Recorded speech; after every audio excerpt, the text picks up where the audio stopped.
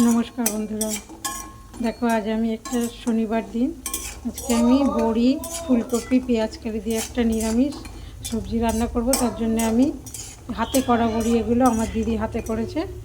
আমি এটা ভেজে নিচ্ছি। এবারটা ভাজা হয়ে গেছে, এবার আমি এই বড়িটা তুলে নেবো। একটু তেল ঝরাতে দিয়ে নিই, তুলে নিচ্ছি, তারপরে আসছি। দেখো বন্ধুরা, আমি বড়ি ভাজার ওই তেলটার মধ্যেই দিয়ে দিয়েছি 5 ফোড়ন। আর এদিকে আমি কপিটাকে একটু ভাপ দিয়ে নিচ্ছি হালকা, ফুলকপি। আর এদিকে আছে মটরশুঁটি, আর এখানে পেঁয়াজ কালি আর আলু কেটে রেখেছি, আর এই বড়ি ভেজে রাখলাম। এগুলো দিয়ে আজ আমি একটা নিরামিষ তরকারি করতে যাচ্ছি, তো সাথে থাকো। আবার ফিরে এলাম। এবার 5 ফোড়নের মধ্যে আমি দিয়ে দিচ্ছি দুটো লঙ্কা চিড়া। এবার আস্তে আস্তে আমি এই ভাপ দিয়ে রাখা সবজি আমি দিয়ে দেবো।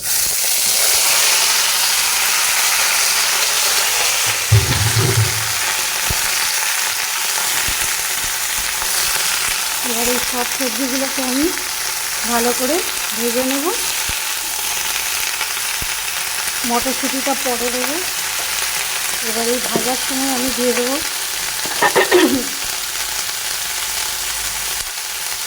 পরিমাণ মতো হলুদ,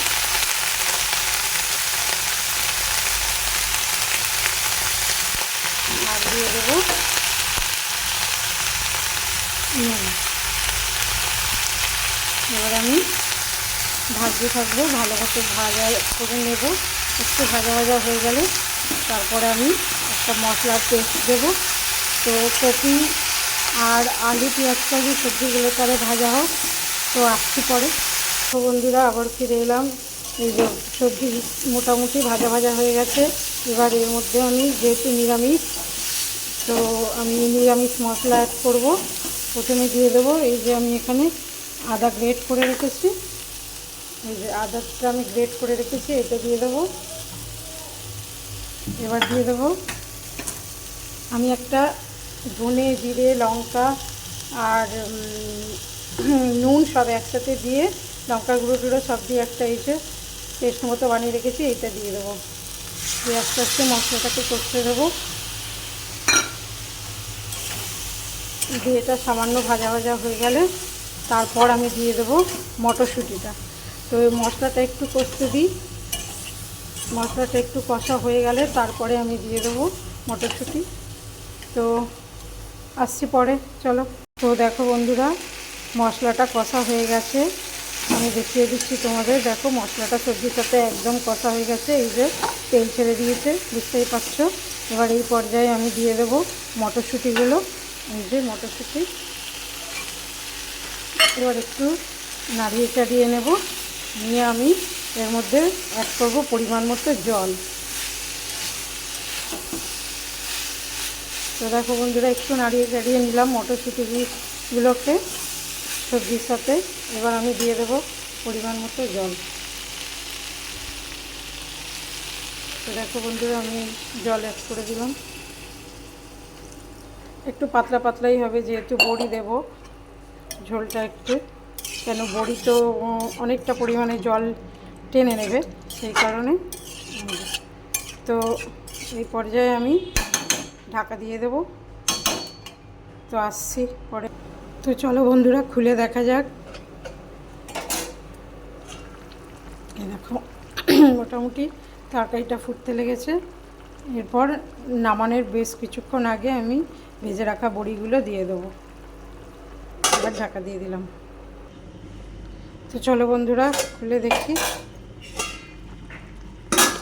এই যে এই পর্যায়ে আমি দিয়ে দেবো ভেজে রাখা বড়িগুলো।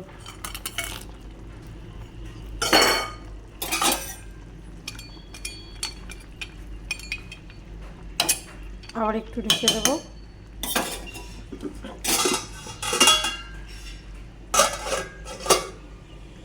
বন্ধুরা দেখি কেমন হয়েছে। মোটামুটি সবজিগুলো সব গলে গেছে, বড়িটাও মোটামুটি গলে গেছে। এবার এই পর্যায়ে টেস্টটাকে একদম প্রপার রাখার জন্যে সামান্য পরিমাণে আমি চিনি অ্যাড করব। এই যে দেখো, সামান্য পরিমাণে চিনি, একদম টেস্টটা প্রপার আসার জন্য। এবার আমি ধনেপাতা দিয়ে ঢাকা দিয়ে দেবো। তো আসছি পরে ফাইনাল লুক দেখা। তো চলো বন্ধুরা দেখি, এই হলো তরকারি ফাইনাল লুক। এবার আমি গ্যাসটা বন্ধ করে দেবো। বন্ধ করার আগে আমি ধনেপাতাও দিয়ে দিয়েছিলাম, এই যে বুঝতেই পারছো। এবার বন্ধ করে দেওয়ার পরে আসছি। তো দেখো বন্ধুরা, এই হলো ফুলকপি, বড়ি, আলু, পেঁয়াজকালি, মটরশুঁটির দিয়ে নিরামিষ তরকারির ফাইনাল লুক। আর হ্যাঁ, বড়িটা অবশ্যই বাড়িতে হাতে করা বড়ি। তো নিরামিষের দিন এরকম একটা নিরামিষ তরকারি হলে মোটামুটি ভাত উঠেই যায়। ধন্যবাদ সবাইকে।